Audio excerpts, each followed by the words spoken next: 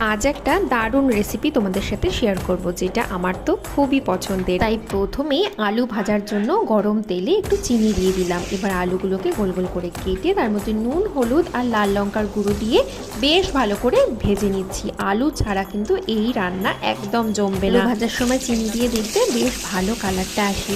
এরপর একে একে শুকনো লঙ্কা, তেজপাতা, গোটা গরম মশলা, পেঁয়াজ কুচি, আদা রসুন বাটা, টমেটো পিউরি, ধনে গুঁড়ো, জিরে গুঁড়ো, লাল লঙ্কার গুঁড়ো, হলুদ আর পরিমাণ মতো নুন দিয়ে মশলাটাকে কষিয়ে নিচ্ছি। আমি দুটো বড় রসুন দিয়ে দিলাম, এটা তোমরা নাও দিতে পারো। আমার তো গরম ভাতের সাথে এটা দিয়ে মাখিয়ে খেতে দারুণ লাগে। এই হলো দেশি মুরগি, যেটাকে আমি 5-6 ঘন্টা কিন্তু নুন, হলুদ আর সর্ষের তেল দিয়ে মাখিয়ে রেখেছিলাম। অল্প সামান্য নুন অ্যাড করে 40 থেকে 45 মিনিট ধরে আমি কিন্তু মাংসটাকে কষিয়ে নিয়েছি।